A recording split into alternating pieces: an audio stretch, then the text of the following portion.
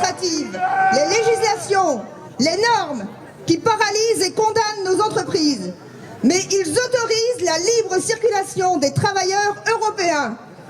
Ils autorisent l'esclavage moderne. Les PME sont exsangues. Pourtant, ce sont les PME qui créent les emplois et la richesse. Les grands groupes utilisent la directive européenne sur le détachement des travailleurs pour réduire leurs coûts. Quelles sont les conditions de travail des travailleurs déplacés? Pouvons-nous tolérer des disparités de 1 à 5 sur les salaires en Europe? Le cabotage est reporté d'1 an. Mais ils sont dans une bulle là-haut à Paris. Le cabotage est déjà là, et depuis longtemps.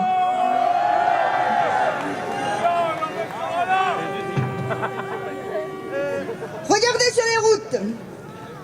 Les entreprises de l'Europe de l'Est sont en masse sur notre territoire, avec des poids lourds, mais aussi avec des véhicules légers, des fourgonnettes, des moins de 3,5 tonnes.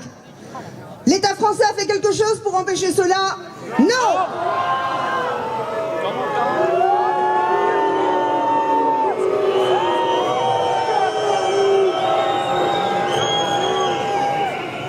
Le transport est confronté à cette concurrence sauvage depuis des années. Mais maintenant, cela concerne tous les métiers. On nous parle d'austérité, d'économie, mais que l'État balaye devant sa porte. Qu'ont-ils fait depuis 30 ans? Rien!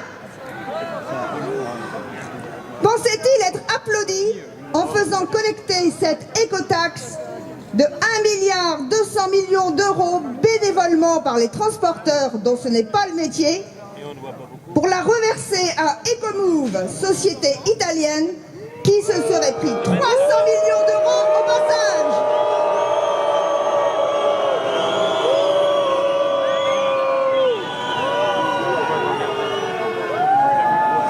Nous leur avons évité cette gabegie. L'économie marchande est la seule pouvant offrir un avenir à notre région. Nous ne tendrons pas le cou à cette guillotine que le législateur a mise sur notre chemin. Ne soyons pas dupes. Aujourd'hui, les camions, demain, les utilitaires, et à quand les voitures? Les routes resteront gratuites sur notre territoire. L'écotaxe sera supprimée en France.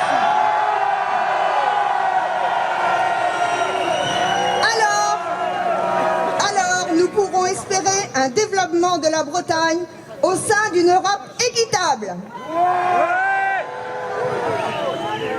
L'avenir se construit dans un climat de confiance. Nous devons pouvoir décider sans peur de l'avenir. Nous devons pouvoir faire des projets à long terme. Toutes les décisions, qu'elles soient politiques ou réglementaires, viennent de Paris. Nous voulons le pouvoir de décider des stratégies et priorités sur notre économie et notre région. Merci.